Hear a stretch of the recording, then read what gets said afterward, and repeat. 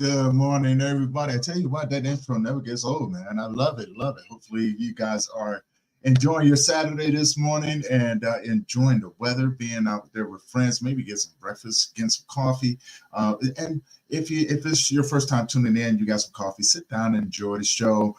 Do me a favor, if you have any questions or comments, put them in the comment section. Now, before we get started, I would like to say if this is your first time tuning in, do me a favor, head over to that YouTube channel, hit that subscribe button, hit that bell notification so you'll be notified every time that we drop a new episode. And as always, wow, this is for education. I got a brain fog this morning like nobody's business. This is for educational purposes only. And hopefully you guys got a good laugh out of that one. And without further ado, I'm going to bring on my next guest, Miss Jess. Ooh, see, I almost called her Jessica. Shame on me. How you doing this morning? Good morning. I'm doing well. How are you? I'm doing well. And again, love the hair. Definitely love Thank the hair. Welcome to the show. It's an honor to have you on here. We talked the last time, the first time, and it was a great conversation. I can't wait to see where this conversation goes this morning. And again, I'm working through this brain fog for some odd reason. The coffee hasn't kicked in. I fully understand. It is all good. Oh, man. Well, thank you very much for that. Do me a favor. Before we get started, tell people who you are, where you're from, and about the work that you do. Absolutely. First of all, thank you so much for having me today. I'm really looking forward to this conversation with you. My name is Jess. I am a single mom to a teenage son. I live in upstate New York. I work, my full-time and part-time jobs are with the homeless population.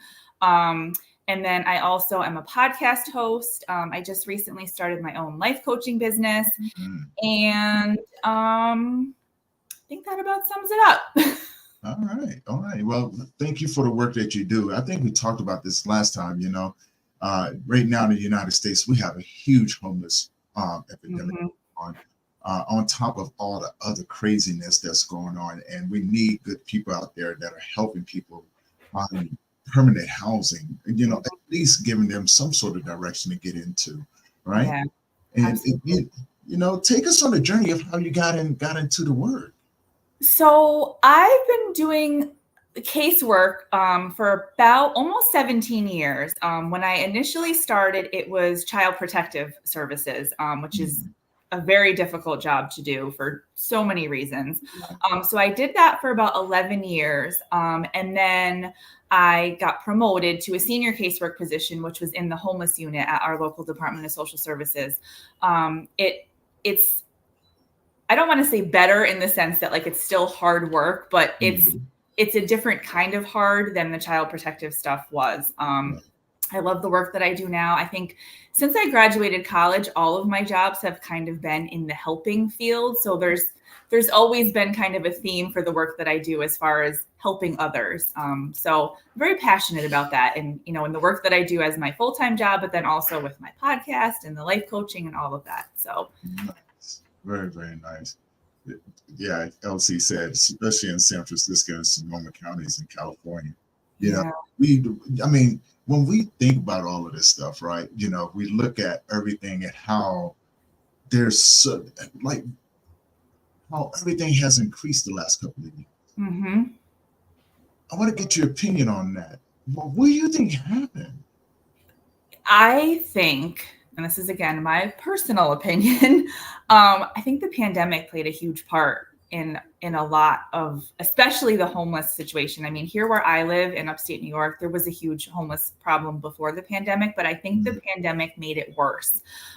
So many people stopped paying their rent because there was like a pause on evictions and all of that sort of stuff. But then I don't think people realized that like that wasn't going to last forever. So that played a huge part. I also think too, at least again, specifically to where I live, we see a lot of the same people come through. They're homeless for a while and we help them get set up. Then they're back homeless again. So I think there's an issue with like teaching people how to be self-sufficient as opposed to just like helping them get to a point. There needs to be work after that as far as like helping them maintain that independence, and learn how to not end up back in a situation like that again. Yeah, I definitely agree with that. And LC made a comment: the government has sabotaged us and set up everything for failure. I don't, I agree to a certain degree, because I think a lot of times, and this is the reason, and this is only my opinion as well. I think a lot of times there's a mental health epidemic. Yeah, A absolutely. huge mental health epidemic. And I agree with what you said, Jess. There needs to be education, right? Mm-hmm. And there needs to be follow-up. There needs to be,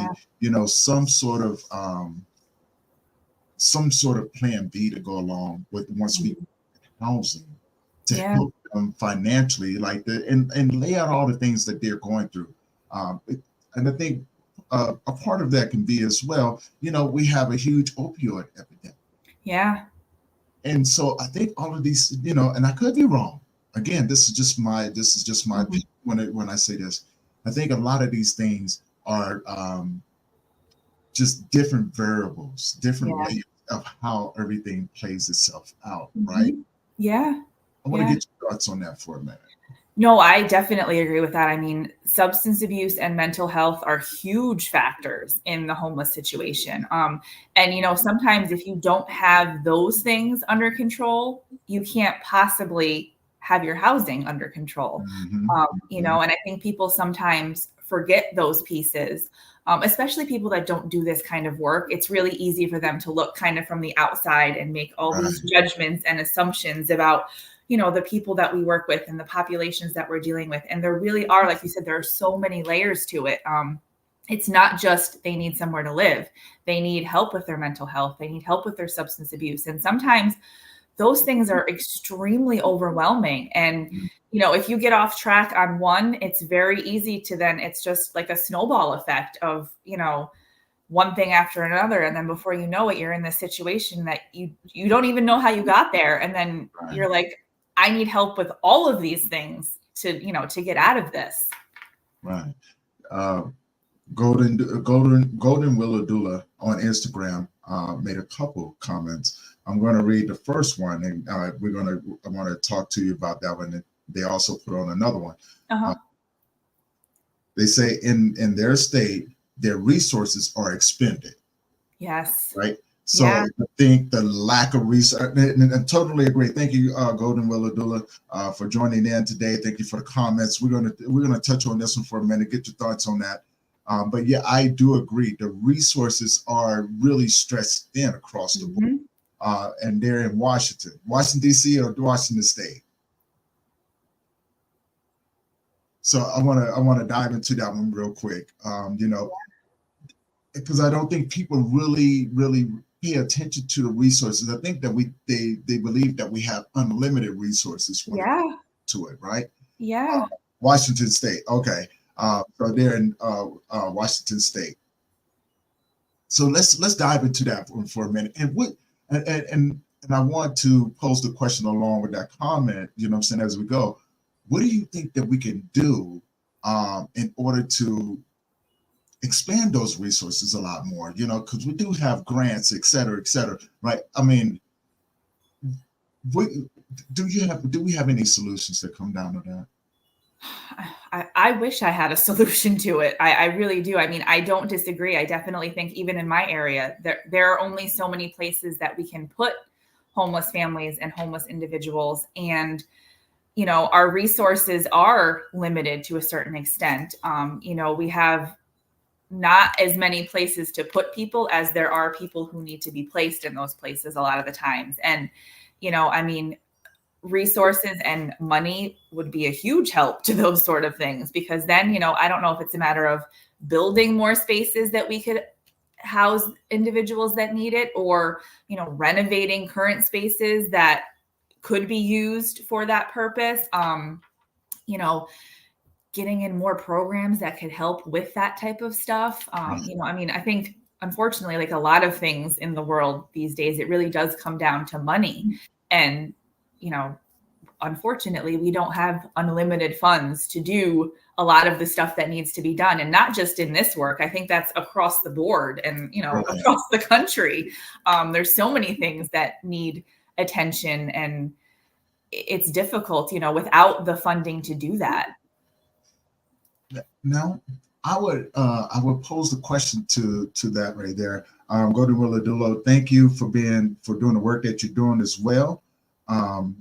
Being a full spectrum doula, we already know that work is very important, and we understand, just the gravity of the work that you do. So thank you for the work that you do, and let us know what we can do to help to get the word out there, so we can do a lot more. Now, my question would be, because I know, and I've done a lot of research, I work with a lot of homeless nighttime and things like that.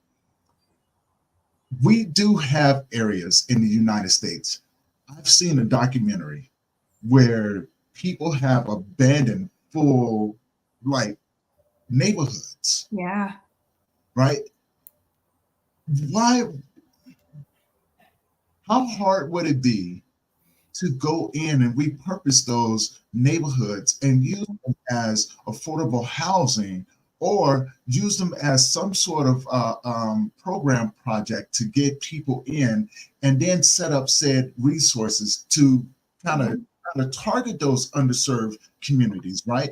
Instead of having like a skid row, because I've seen in a lot of different states, there's skid row alleys, you know what I'm saying, in cities that are popping up all over the place. Yeah. And I would think that with the resources, yes, just like nonprofits, I have a nonprofit. That's the reason why I'm posing that question. Yeah. To see what we can do in order to partner across the board. Although I work in grief, I work with people from across the world. And we come together to serve those, to serve those communities that are pretty much looked over or pushed under the rugs, because I'm right there with you, Jess. I'm a servant at heart. And I don't want to see anybody go without, because of my lived experience. I've been homeless over 20 times. Fortunately for me, I was able to bounce back, maneuver, but I did have some help along the way, right? Having a job, etc. What's stopping us from going into those communities and going into those communities and repurposing them? I ask that question quite frequently because there are so many areas, even in where I work and live, that it's abandoned buildings. They're knocking these buildings down when, again, they could be doing that. They could be renovating them and turning them into either, more shelters, or, like you said, affordable living, so that these individuals that we are sheltering can be taught the skills that they need to then transition out of a homeless shelter and into a space where they're providing for themselves. I sometimes wish that I had funding to do stuff like that, because there is such a need. And I know that the need isn't just here, it's so many other places. And, there are so many locations that would benefit from programs like that, where, we made affordable housing and made it transitional, so that individuals that were sheltering, get them the skills that they need, help them learn the things that they need, and then transition them into their own place. And then they can, function on their own. And, obviously with the supports in place that some of them need, but, being independent, I think we all want to be independent. None of us really wants to have to depend on either a system or other people to survive and get by. So I think, teaching people how to do that is a huge part of it. I totally agree. Golden Willadula suggested, what about the old shopping stores that were abandoned? I totally agree with that as well, right? They can be easily converted into like apartment buildings. And I was part of a project out here in Colorado, and what we did, we bought land and we built tiny homes. I've seen that. Yeah, and so then we had, and those was for the veterans, the homeless veterans. And what we ended up doing, and I don't understand why this is such a hard philosophy for like government entities to implement, because they do have endless funding when it comes down to these things, right? They know that we have a problem, But what we did, we put the tiny homes. The project that I was on, they bought 250 acres. They put tiny homes up there. And then what they did, they had a facility to where, they had mental health programs, they had addiction programs, and these were part of the stipulation of being in that program. Yeah. That you had to go and, what I'm saying, you had to attend these classes, right? Not forcing them to do it, but saying that, but hey, if you're doing this, we want to know that we make sure that we're serving you in the right ways, right? And so we had these programs, and we still have these programs in place where, the veterans can come get the necessary help. We had food banks, or they can go and farm their own food and things like that. But that was just a small facet, right? We turned abandoned apartment buildings. We went in and refurbished them and, revamped them and made them livable to, we can start to get people off the streets. And I see these things all the time. That's the reason why I posed the question to you, what can we do collectively? Yeah. To work together, form partnerships, collaborate in order to curb this thing. Do we need to get out there in the skid rows, right? Advocate. Do we need to, do we need to get over in the Congress and really just start punching them in the mouth with the seriousness of the problems that we have, so they can pay attention, so we can stop sending money to, and don't get me wrong, look, stop sending money to countries that, before we start fixing what we have here. Yeah. Collaboration and networking, I think, are key. And even, talking to other states and counties and, area, neighboring areas to figure out, like, what are they doing? What's working? What's not working? Can we incorporate things that other people are doing? I think, because again, it's a situation that is happening in every state. It's not just certain states, it's every state that this is happening in. So, I'm huge on networking and collaborating. So I think that would be a huge help to, all kinds of different places to kind of see what can we do that maybe we're not doing, or what haven't we tried that you guys have tried and is working. So I think that's what a challenge is getting together with other individuals that really just want to help, right? Yeah. And seeing what works here, seeing what we can do to go to different states, because nonprofits, we do have the ability to go and travel and share, or we live in a digital age, so I guess that's where my confusion comes from, because I can reach out to anybody that I want, and do a quick Zoom or Google Meets. Like it makes it really convenient. Yes. To be able to do those things. I totally agree with that as well. Take away the value of money and go back to the barter system. It's the hunter-gatherer mindset as well. Dula, thank you for that. Growing veterans in their areas doing exactly what they're doing like that. That's what I'm talking about right there, right? How can we get with these individuals? And actually, build a bigger system to be able to implement these programs, be able to work together. I remember, a long time ago, and I don't know if they still doing, but Habitat for Humanity used to go out and build homes. They did. I remember when they did that too. Right. Yeah. Are they still around? I think they still exist, but I don't know. I don't want to say I don't know what they're doing, but I don't know what their program consists of now. But I do remember that. I mean, they used to have news stories about that all the time. You saw that everywhere. And that was such an amazing thing for the community to come together and help build those houses, and the people who were moving in there help build. That was a beautiful thing. That's what I thought.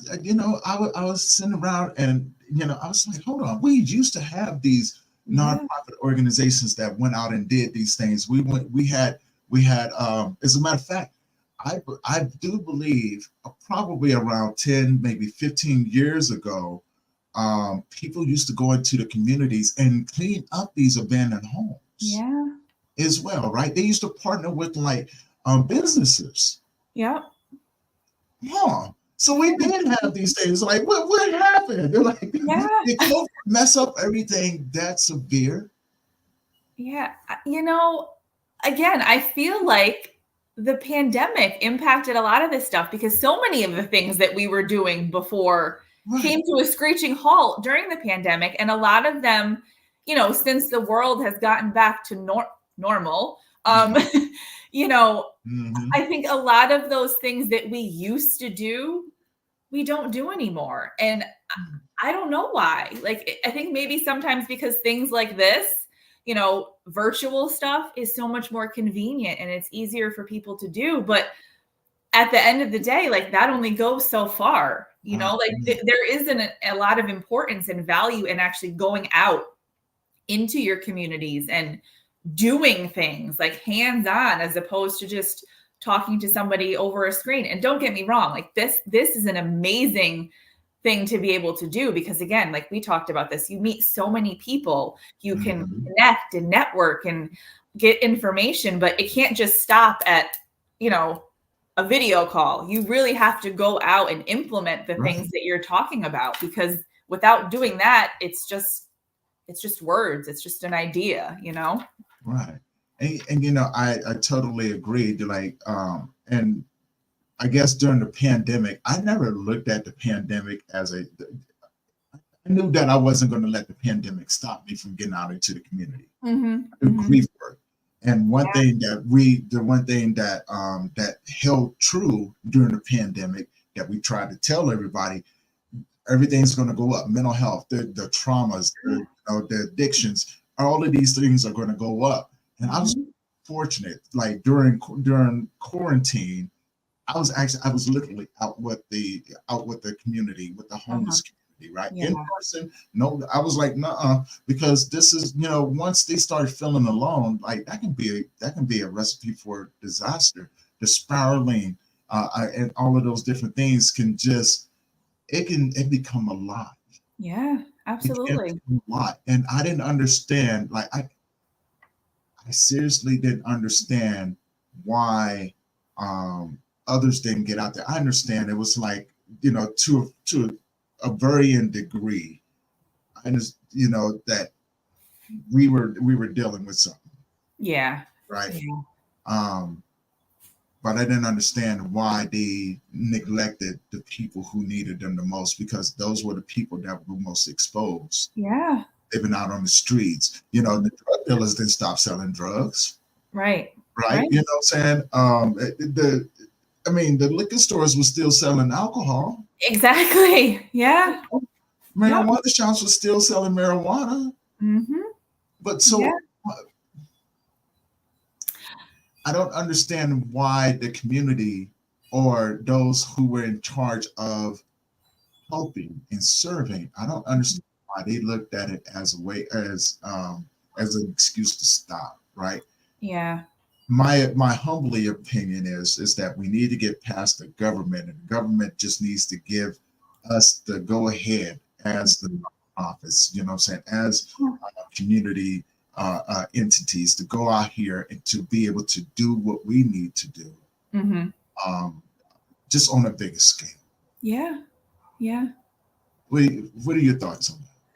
I agree. I mean, the thing that comes to mind is, I think there was a lot of fear during the pandemic that, nobody really knew what was going on. So like you heard something from one person and you kind of ran with it until you heard something else and then you ran with that. Right. So I think that probably played a huge part in, why we did and didn't do certain things, because, I know people who literally didn't leave their house at all for months and months and months. And like, we talk about mental health. That's not good for your mental health to be stuck inside your house for months and months and months. And, and then too, like, you talk about grief. There was a lot of grief that happened during the pandemic. Right.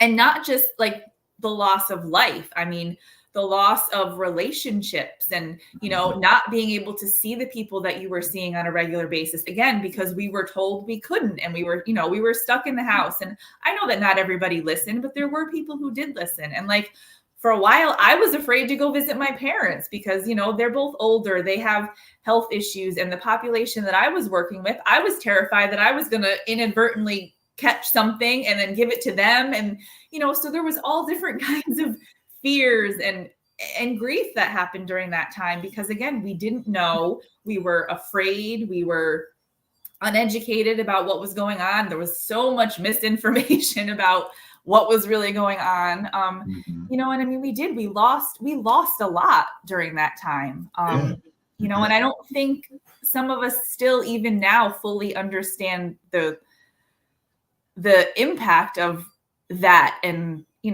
what we did lose. I mean, sure, we gained a lot of things during that time too, but, there was a lot that went on during those years of that mess. So that's very true. That's very true. And I was just the opposite from everybody. Like, I was out there, right? I was like, no, I'm not doing the whole quarantine thing. Yeah. Because I guess I didn't feel right. I didn't feel right coming from a place where, I've been homeless multiple times, and I saw that there was a sense of fear with the homeless people. Yeah. But they kept escaping reality through drugs, and then the fentanyl epidemic hit, and we were still like, none of that stopped. Like, it just the domestic violence, right? The child abuse, all of these different things were still going on. And so that's why I didn't understand why did all of this had to stop over here when it just increased over here, right? It was like setting us up for failure. And I don't know. I guess I'm just hard headed, and I was like, no, I'm going out there because I didn't feel right leaving my brothers and sisters out there in the streets to fend for themselves. Yeah. And I mean, my job didn't stop, we continued because again, people were still homeless and needing services. And, during that time, I mean, there was a lot of adjustments that were made to how we performed our job during that time. But the reality of it is a lot of those things did get worse because, kids were home from school and not in school with teachers and, social workers and that sort of thing. So like, child abuse was happening more, but we didn't know it because people weren't reporting it because kids weren't being seen. They were at home. Same thing with domestic violence. So many, things, we weren't hearing about them as much because we were so secluded and separated from one another, but they were still happening. And in some situations, they were worse because there was no contact with anybody else to be like, hey, things seem a little off. Are you okay? Is that like, what's going on? So, that's such an important thing to point out is none of that stopped during the pandemic. Those things were all still happening, but our focus was shifted because, they told us to stay inside and stay away from each other. I totally agree with that. I just want to add to what you just said, because I think on the other end, we did see it because we did see an uptick in the police activity. Right. And I think a part of that was, with child abuse, the domestic violence, all of those different things, because they weren't able to go anywhere, they were around each other 24 hours a day. So it's easy to keep things behind closed doors. Absolutely. Yeah. But that was the one thing that I did see was the uptick in police activity, and working with, I have a crisis team. And working with those guys that I work with, we were just, every time we went somewhere, it was a mental health crisis. There was assaults, there were all of these different things. So it really challenged us to put it out on the forefront and go, look, nothing's really changed. Everything's being exposed right now. What can we do on this end over here to kind of balance this thing? Yeah. Right. What do we need to do? Welfare checks, because once we go out and there's a domestic or something like that, can we go back and do a mental health welfare check or something like that? we go through, are not necessarily put CPS or, bring CPS in because we don't want to take nobody's kid away from them. Yeah. But we want to make sure that the well-being is there, right? So right. I think a lot of times the records were kind of pushed off to the side. And I don't know. I'm not in it to bash nobody for what they did or didn't do, or anything like that. I've seen the upside to it, and I've seen the downside to it, and I've also seen the middle ground. And so during the pandemic, I realized that middle ground kept getting wider and wider and wider, right? And I understand everything's virtually, but also understand the importance of keeping our communities safe from those that keep hurting them. Yeah. Right. Yep. Now, speaking of CPS, and knowing that you work with them and used to work with them and everything like that, was there anything that could have happened to help CPS become more aware of what was going on in our communities? During that time, you mean? Well, leading up from that, before that time, leading up into that time, and during that time. It's a multi-layered question. Yeah. That's a hard question for me to answer because I feel like there are so many misconceptions about the work that CPS does. A lot of times people hear those words and they think, oh my God, they're here to remove my kids. And that's not the case.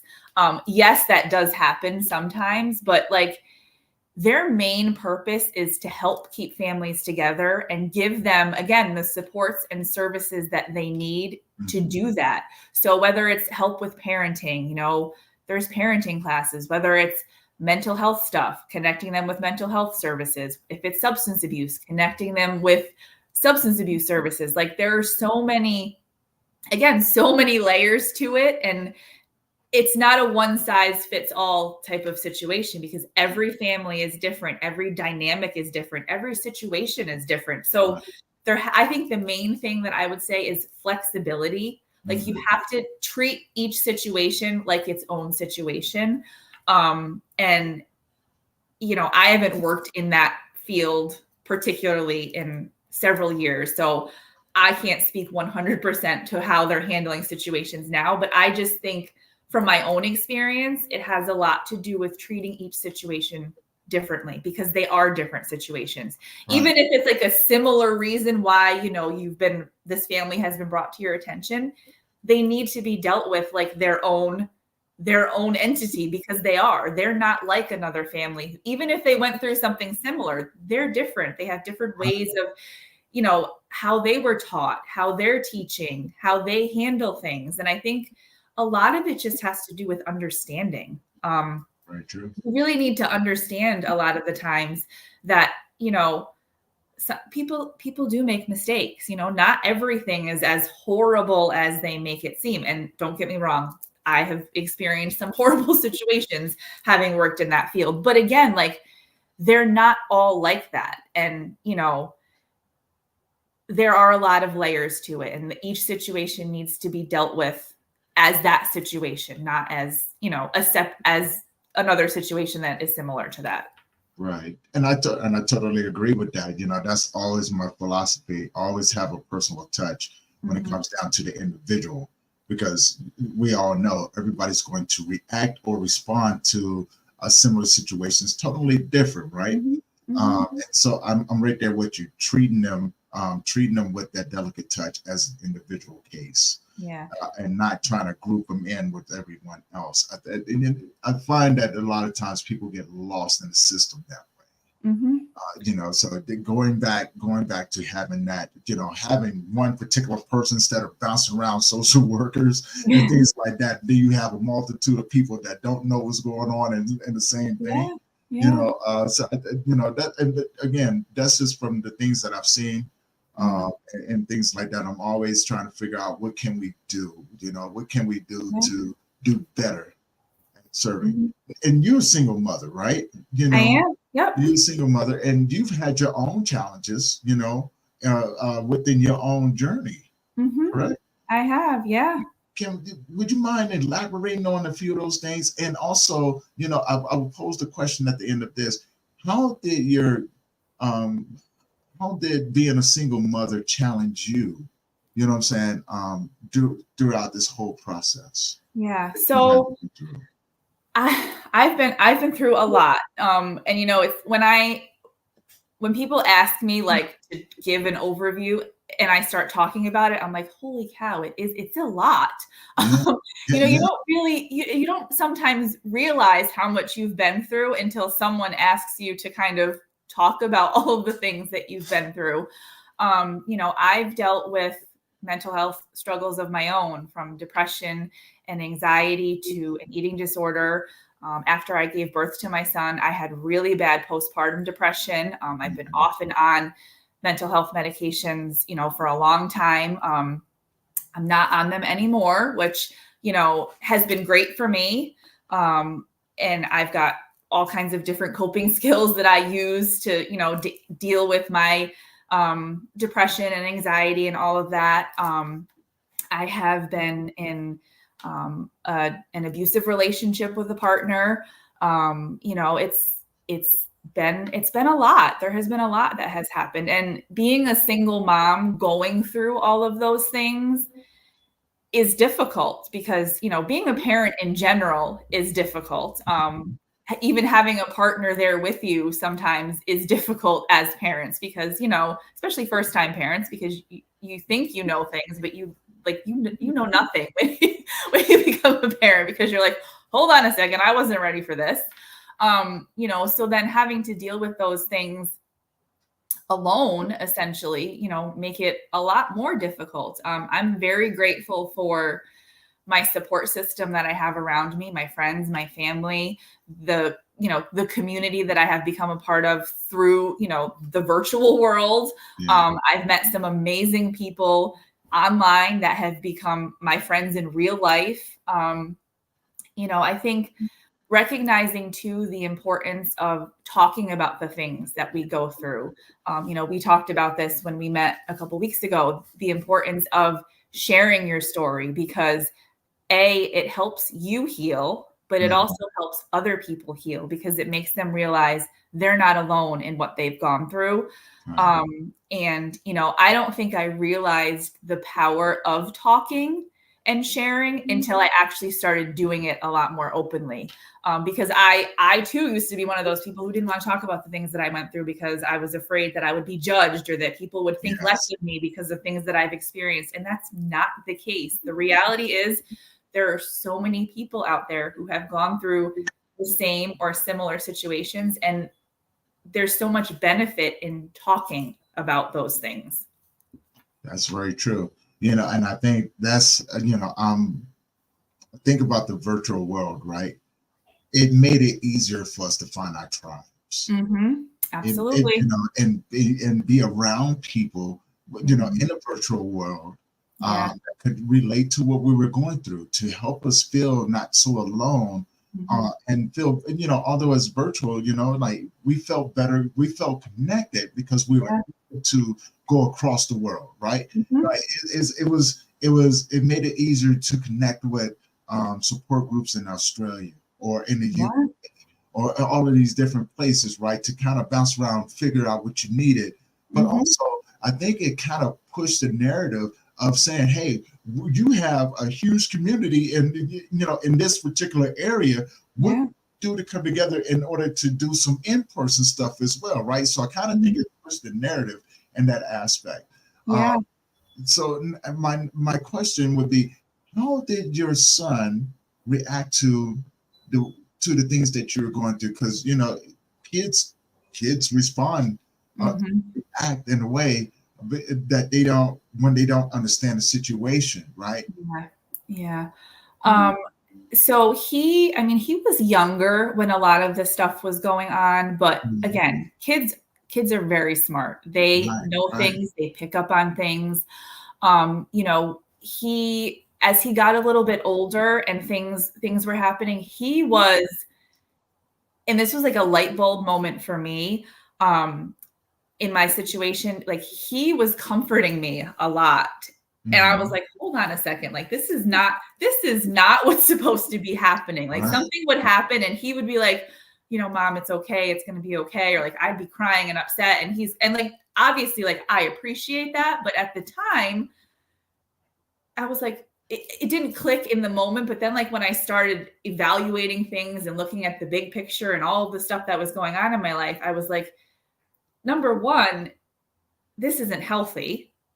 And number two, he's not the one who's supposed to be supporting me. Like, I'm the parent. I'm supposed to be supporting him. Right. So, you know, there was that dynamic. And I think, you know, he's a teenager now. So different age, different stuff happening now. But like, I sometimes see things now that I can recognize are like results of some of the things that we went through. Yeah. And, you know, I think he recognizes now how strong I am for having gone through everything that I went through and being where I am now. And I think he knows too, like we were just having this conversation last night about something, is that like, no matter what's going on, Mom's going to figure it out.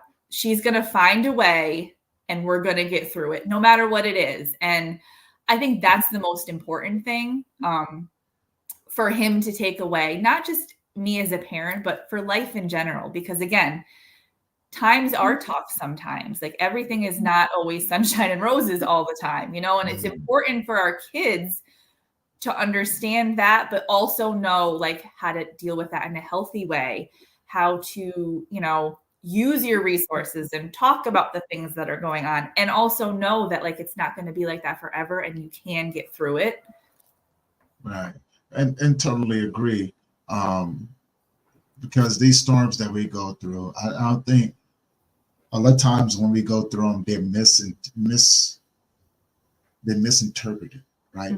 Therefore, and this goes back, I was watching a motivational not too long ago, and this is actually an older motivational, and the lady was talking about how she was in a situation where she was homeless and she didn't have any diapers for her daughter. You may have heard it before. I can't remember her name right now. Come to me when we get off.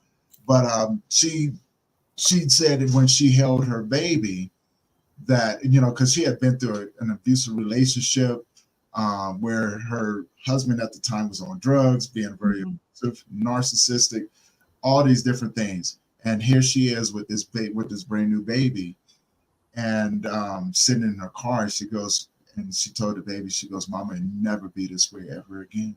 You know, and she became one of the top guest speakers, motivational speakers, author, business owner in the world, one of the top in the world, right? You know, and she travels the world doing it. And she goes, "If you knew me back then, you would never expect me to be here right now." Now, I say that to say this because it reminds me of what you just said, right? Let's figure this out, right? We're not going to be in the storm forever. Nope. And it goes back to what I say about the storm. These storms, I love them, right? Yeah. And it's going to sound strange when I say this, but it's going to make sense when I say this. If I see you going through a storm, I won't intervene. Because I actually believe that when you ask for something out into the world, God, source, whatever, right? You know, it has to come back and it has to change you. Yeah.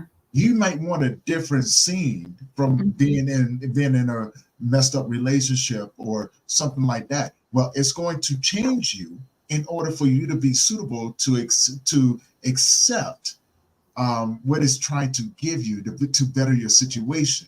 And so I tell people, I can't go in the storm with you, but I tell you what, I'll be on the sideline. So when you come out, I got some water for you. I'm gonna wipe your forehead and everything.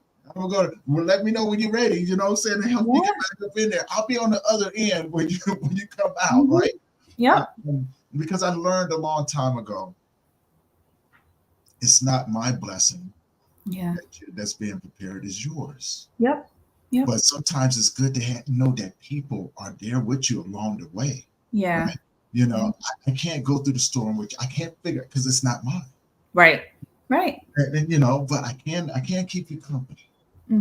You know what I'm saying? When you need me the most, I can definitely keep you company. So I did, and I just wanted to put that out there like that, you know, because when you talk about those things, I look at you now, I'm going, a lot of times, I was telling somebody this, I was like, a lot of times what people see is the success. They don't see the challenges and the roller Right. coaster underneath. Yep. That's why I love that image when they go success, right? And then you see Yeah. all the accomplishments, but then they go, what you don't see, and it's all Exactly. this craziness. Exactly. Yeah.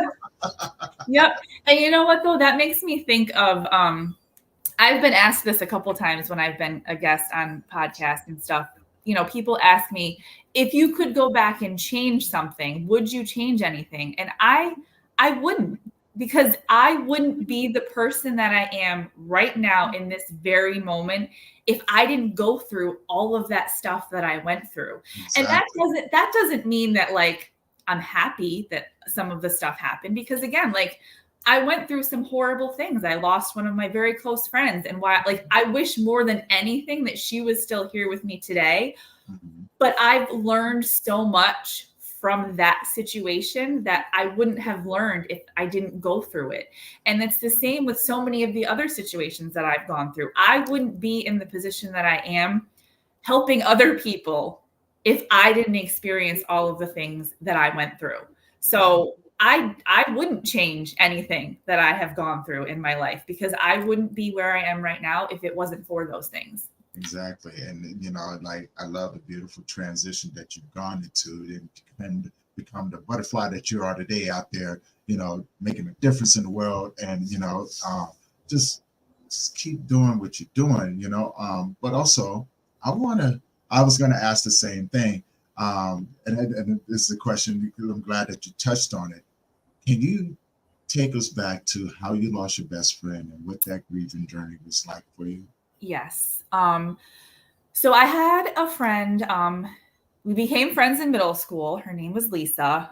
We were super close. She was at my house all the time. I was at her house all the time. We called each other's parents, mom and dad. And we were friends through middle school, high school, in our 20s. We kind of had a falling out when I was in I want to say we were in our probably like mid to late 20s, right around the time that I was pregnant with my son, actually. We kind of had a falling out, lost contact for a little bit of time. And then we reconnected, and she had called me up one day and was like, hey, are you busy? I need to talk to you about something. And I'm like, I think I was actually at my parents' house at the time. And I was like, no, what's going on? So she called me and she told me she was sick and she was in the hospital. And I'm like, well, what do you mean you're sick? Like, and at that moment, she didn't know what was going on, really. She had like fallen outside, I guess, and thought that she like pulled a muscle or something and was in the hospital because she was in so much pain. And then what she ended up finding out was she had a huge mass on one side of her lungs that ended up being some form of cancer. And from February to October, things like declined very quickly for her. She was in the hospital. They had moved her to a different hospital to focus on the needs and stuff that she had going on. And then from there, they actually transitioned her to a hospice house. And she ended up passing away from, the mass that she had on her lungs. And she taught me so much in those short 8 months about really recognizing and being grateful for every single day that we have on this earth, because like she knew, I mean, we all know that our time here is limited. Like we're not here forever, but like she knew, like for an absolute fact, that her days were numbered. And she woke up every day just grateful that she got to see another day. And that's how I live my life now. Because again, I said this before, not every day is easy, but I'm here and I'm grateful for that. And, like I said, I do wish she was still here with me because I miss her every single day, but she is still here with me because she's a huge part of how I live my life now. And, the practices that I have every day that I'm grateful, even just for the littlest things. And, you know, I'm grateful for her for having taught me those things. And I'm sure she doesn't even know that she taught them to me, but she taught me a lot during that time. And, you know, since she's been gone, I realize things more and more that I'm like, wow, like this is because of Lisa. So. Understood. I love that because, you know, that's like my jam. I'm talking about grief. Because I think it's important to say their names. Yeah. It's really important so people know how they impacted your life, you know, in the positive ways, to celebrate their journey as well, right? Because, you know, you know, and when I say this, you know, I always say, you know, we're just walking each other home. Yeah.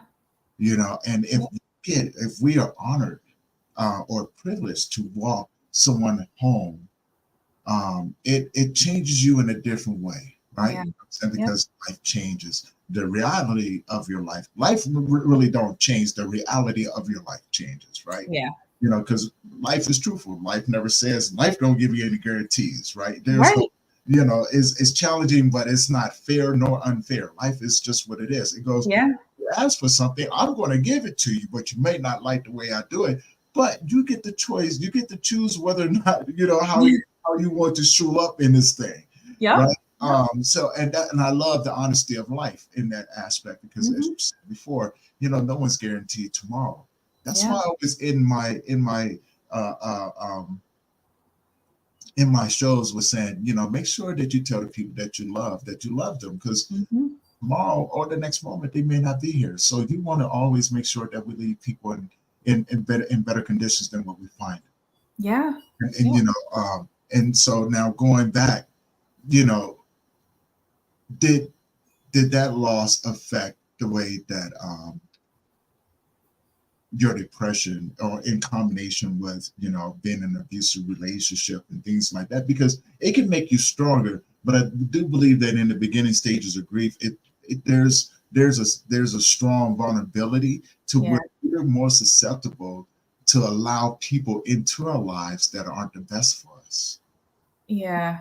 I don't necessarily know that happened, but I mean, it did hit me hard. And I struggled with a lot of other things, you know, at that point in time, I was still working in a job that I wasn't really happy with. So like there was that piece. So like there are a lot of things that it maybe made a little bit worse because I was dealing with that. And at that point in time, I didn't have a counselor or anybody that I was seeing on a regular basis. So I didn't really have someone to like actually process those feelings with. I was just kind of dealing with it on my own. And, you know, not to say that my friends or family weren't supportive, but there's a different type of support, you know, when it comes to like a counselor, a therapist, or something like that. So, you know,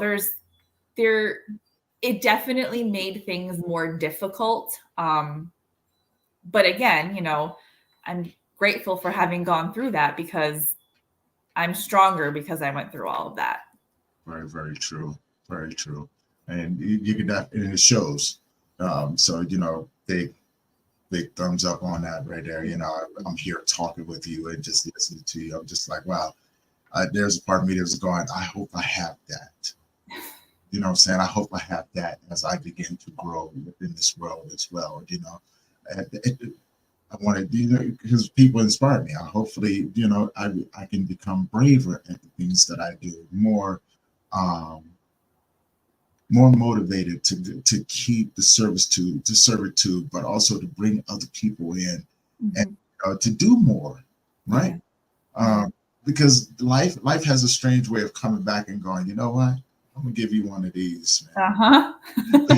I'm gonna give you one of these, because as soon as you think that you got it, life comes and goes, I got one of these for you. And then, you know, you get one, and they, you know, I often make a joke when I say this when I play it with kids, or, you know, I even do this with my buddies' dogs and everything. I go, you know what? I got a whole pocket full of one of these. You want one?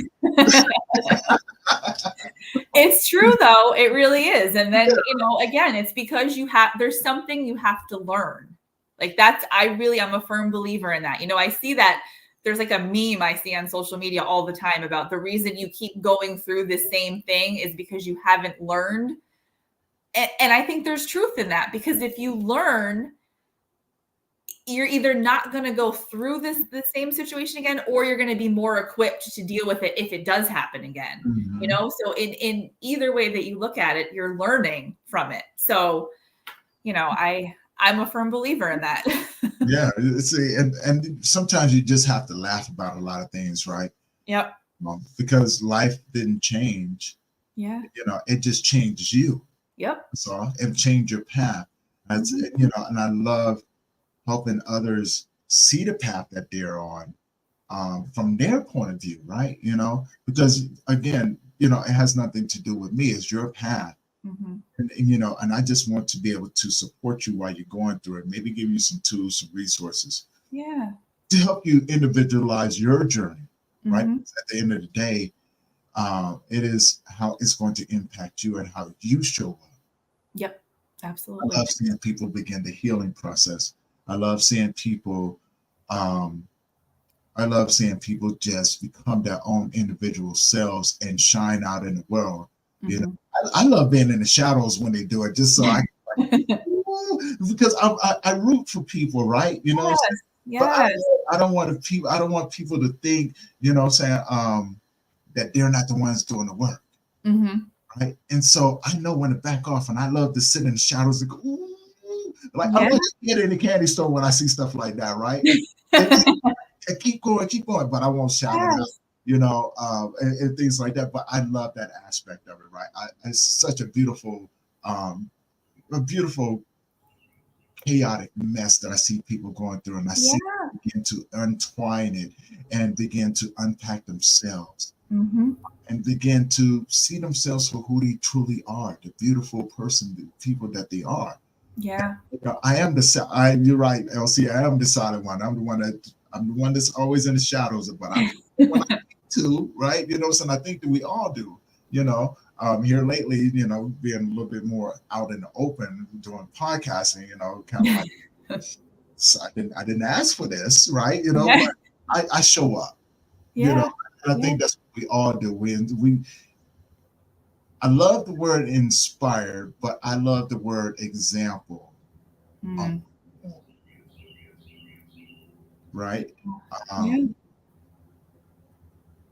but when it comes down to it, I love the fact of, and I get your thoughts on this. I love the fact of that it's never about me, Mm. right? Mm-hmm. It's never about me. It's about the people that we serve. Yeah. Yeah. We got a question over here. Go ahead. Ask your question. I'll get it up here and we can elaborate on those. So you know, as we begin to go, say hi to my guest Jess. We've been talking on the various many things about homelessness, her grief journey, being in an abusive relationship. So as we begin to come to a close, put your questions in the comment section. That way we can touch on those as well. You know, that's why we're here. So yeah, go ahead and ask those questions. Also, thank you, LC. That means a lot. You know, we always want to make sure that people are getting the most out of the conversations that we have.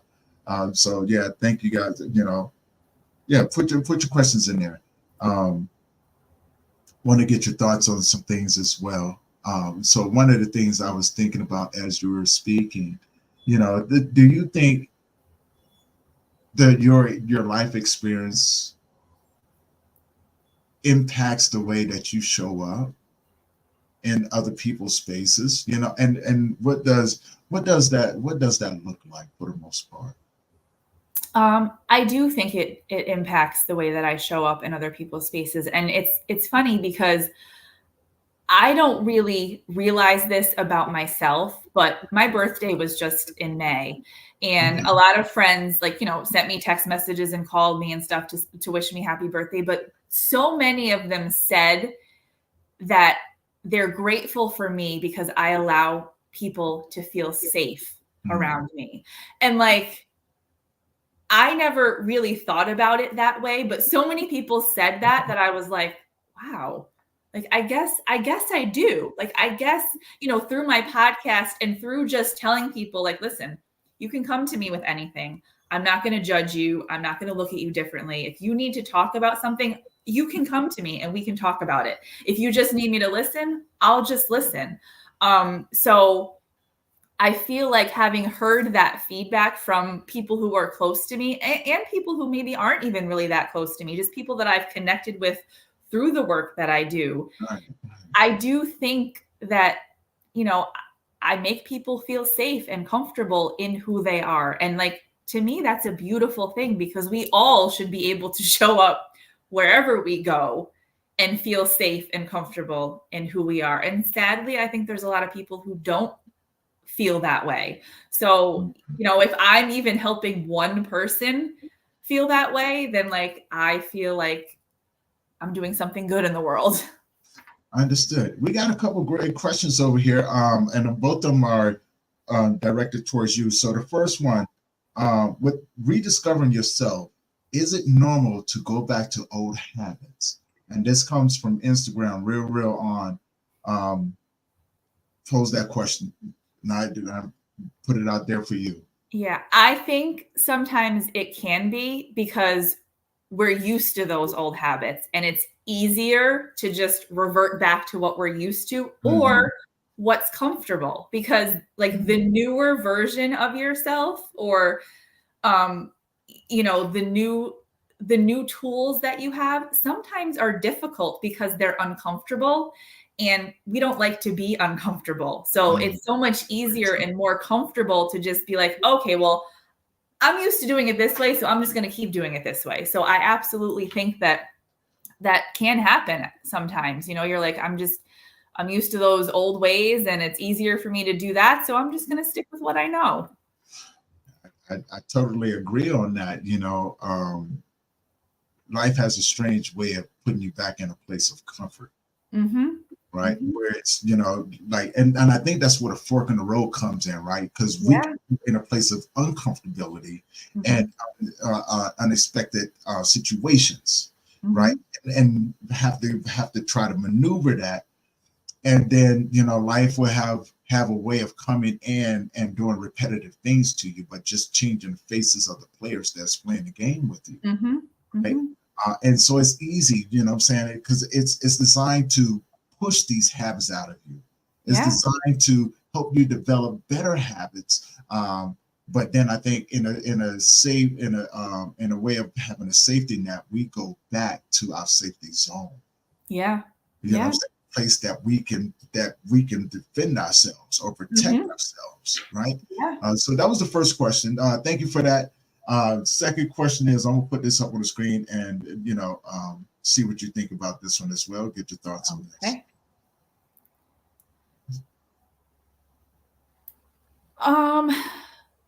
There were times when I was angry about some of the things that I went through. And I question sometimes a lot of the things that I went, like, why is this happening to me? And I think the way that I got through those things was, like I said, I do have a therapist. I love her. I don't know what I would do without her. I just met with her earlier this week and I said to her, like, you're not ever allowed to quit your job or go somewhere else, because I literally don't know what I would do without her.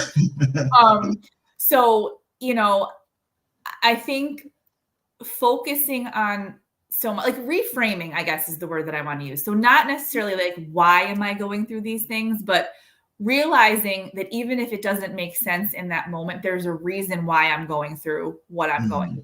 And I know that that's a hard thing to recognize when you're in the thick of whatever it is you're going through. But even now, I try to remind myself of that. Like if I'm experiencing something and I'm like, what is this about? Why is this happening? I really try to remind myself that there is a reason why I'm going through whatever it is I'm going through. And again, I'm not going to realize it right now. It might be months or maybe even years from now where I'm like, oh, that's why I had to go through that. So, and I think anger is a normal feeling for people to have. And I think sometimes we think that like, we're not allowed to be angry about situations.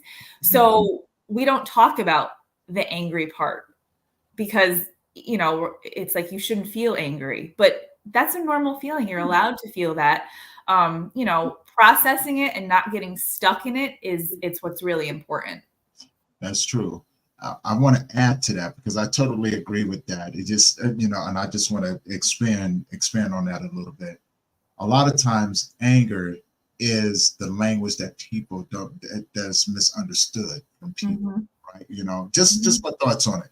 Yeah. And what I mean by that, because throughout life would challenge us. Yeah.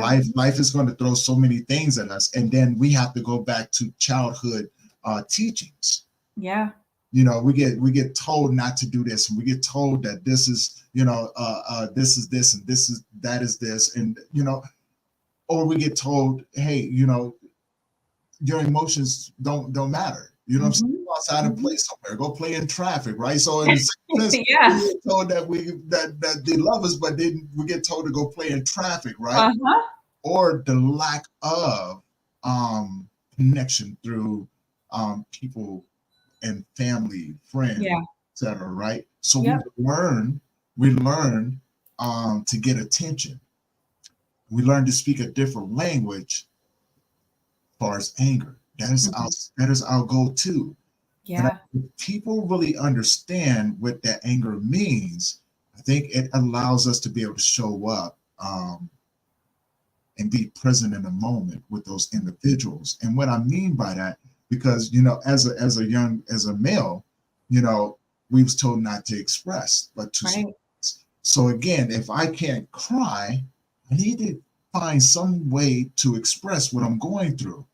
So oftentimes when I talk to people, especially when I talk to men who have significant others, I often ask them, do one simple question: have you ever seen a man in your life cry? And oftentimes, I would say 75 to 80% of the time, they go, no. No. And I go, well, what do you see? Oh, they're constantly in the garage doing this, working on something, or they get mad and irritable and things like that. And I don't mean to laugh, but I often do. I go, can I just share something with you? That's funny. I go, no, it's not funny, but you're saying something, and I don't think you really understand or grasp what you're saying. If I told you, you are watching the men in your life cry. Yeah. They're just doing it in a different way. So, and I have to tell them, see, grief has its own different language. Yes. You have to learn how to read the underlying emotions and reaction that you're in order to get the response that you're looking for. Because we all want to be understood on the level that we're at that moment. Yeah. And if you haven't experienced that sort of loss, you'll never understand the language. That's why I said it's important to find your tribe. People that speak the language of the different types of losses that you have. They're not going to be able to speak it they'll be able to speak it from a place of real deep empathy, but they're never understanding you truly. Right. It allows you the space to be vulnerable and open to actually help others understand, because I can't help you unless you tell me. Right. And so it's like that across the board. But when it comes, I talk about this with the men as well. That when it comes down to it, grief is like a foreign love language with men that no one really understands. And I go, this is where we need to make the connection. But I can say the same thing about women as well. Yeah. Right? Because it's different. It's definitely a difference, and that we have to rebuild the community, the communication in that community in order for us to grow up in our communities for those who need us the most. Yeah. Yep. I'll get your thoughts on that, and then we'll begin to wrap this up. I know you probably got a busy day and everything. I know, you got. That's okay. I'm enjoying this so much. But I definitely enjoy having these conversations because it sheds so much light on the struggles of the American people. That I think understanding how we can be better at showing up with each other. Yeah. Is key to it. But these conversations that we have is so valuable, right? And now people, you know, if somebody reaches out to Jess, I know that they know what they're getting themselves into, and know what they're getting themselves into as well, which actually in a really, really supportive way, you know what I'm saying? They don't have to second guess. Right. They don't have to second guess, right? And I think that's a beautiful, beautiful thing. Yeah. You know, when it comes down to that. You know, and so I want to get your final thoughts on some, you know, on anything that you want to talk about right now, and then from there we'll see, you know. So I think my final thoughts would just to sum kind of everything up that we've talked about. There's so much power, I think, in just being kind to people. And I think sometimes we underestimate the power in that. And being kind can mean a lot of different things, but a lot of it, I think, stems from, you know, a lot of times we come from places of judgment because of things that people have gone through, and we don't really take the time to try to understand. And obviously, you know, we can't fully understand what someone has gone through because we're not walking in their shoes. But I think just recognizing that everybody goes through things, everybody struggles. We're not better than the next person because we maybe haven't gone through something that they've gone through. And because we haven't gone through that, it doesn't invalidate their experience. And a lot of the times, I think that's what happens with us as humans is, you know, we try so hard to tell people what they should or shouldn't do when we don't have any idea because we haven't experienced that. And sometimes all people need is for you to listen to them. And there's so much power in that. A lot of times when, you know, my friends come to me for, you know, they want to talk to me about something, I'll often say to them, do you want my feedback or do you just need me to listen? Because there's a difference in how that's going to go. If they just need to get something off their chest and you start like, you know, spewing things out about, oh, well, you should do this, or you should try this, or have you done this? Like, that's overwhelming. And sometimes really all people need is for you to listen. And there's kindness in that, and just being there and letting someone know that you're there, however they need you to be there for them. Right. And I think that's what a challenge, that's another important thing to, you know, why we have these conversations as well, right? Because I love to remind people that when you show up in somebody's space, it's never about you. So it's okay to shut up, right? You know what I'm saying? It's okay to shut up because, for one, they just invited you in that space, and it can have so many downside effects when you show up and you begin to take away from what that individual is going through, right? And so I have a philosophy, and it's one that whenever I am talking with someone or, you know, doing training and things like that, I go, when a person invites you into their space, it is your job to be a visitor. What I mean by that, meaning that if, say for instance, Real On calls me up and says, hey man, you know, I'm going through something right now. I'm already out the door. I'm stopping I'm not even going to give you the opportunity to tell me no, right? I'm on my way, but I'm stopping at the store to make sure that I can pick you up a few groceries, get you, make sure that you got something to drink. When I get to your, as a matter of fact, before I even get to your house, I've already stopped at the Wendy's or something like that because I already know what you like. So I'm stopping at Wendy's. I'm gonna order some food. When I show up at your door, right? I'm gonna be out there with food, so I'm gonna put you in a situation to where you are gonna open up the door because I'm gonna annoy you. Right? Look all in your windows. I know you do. I know you're in there. I just talked to you. I'm doing all of that, right? You know what I'm saying? And then when I come in, I'm putting the food away. I'm grabbing a glass, getting ice, and I'm pouring you, you know what I'm saying, water, or you know what I'm saying, or your soda pop, and I'm gonna give that to you. Then I'm gonna go give you the food that I just got from Wendy's. Like, I'm visiting. I'm gonna make sure that your clothes is done, right?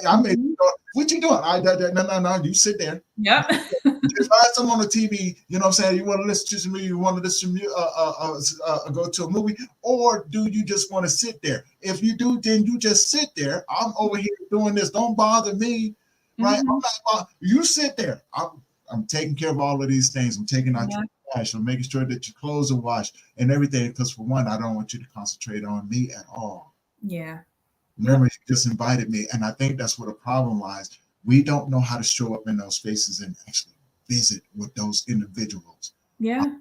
To make sure that we are providing a comfortable space for you to talk without worrying about how you're going to take care of me. Yeah.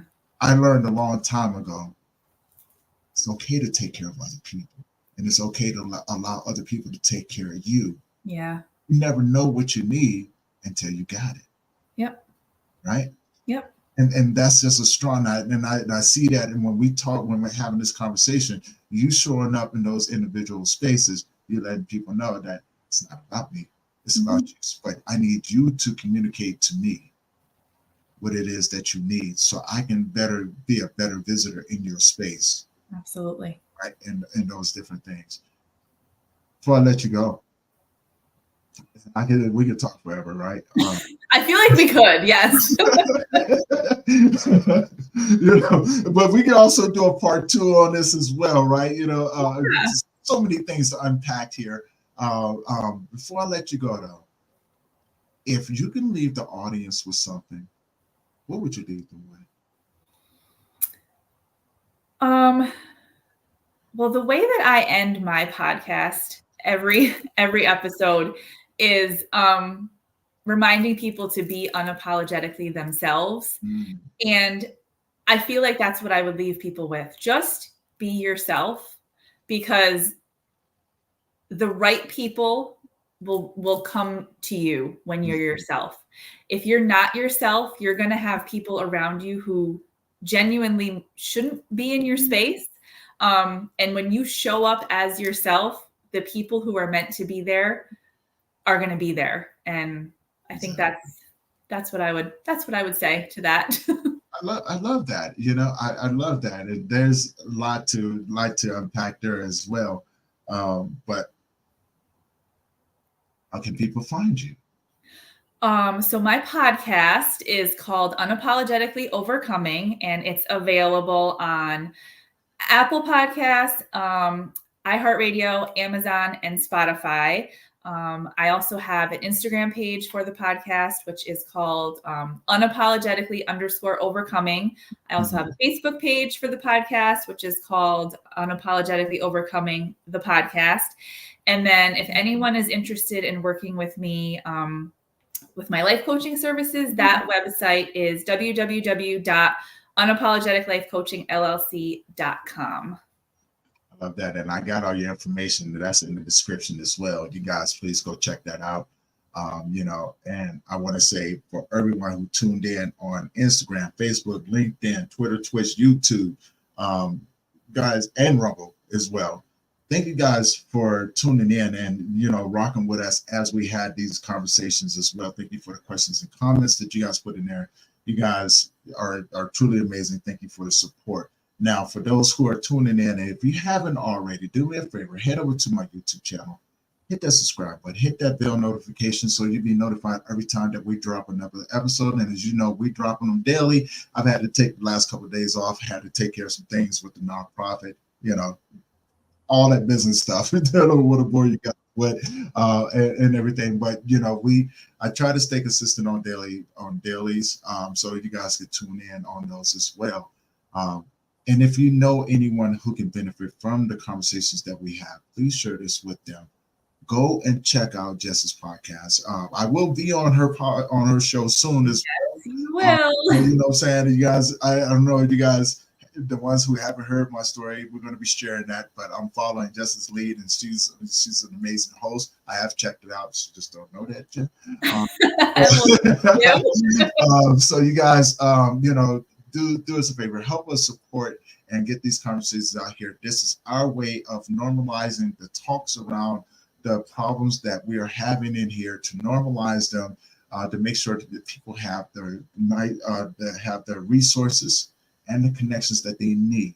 Because as always, you guys already know, we're just walking each other home. So make sure that we're walking each other and leaving each other in in better conditions than what we find them. And with that being said, we're going to conclude this episode of the Brief Let's Talk About It podcast. Thank you guys for the support, continued support. And we're going to see you guys in the next one. Jess, thank you for being a part of this today. And I look forward to being on yours as well. And you guys, make sure that you telling the people that you care about, that you love them, because tomorrow is never guaranteed. All right? Have a great one.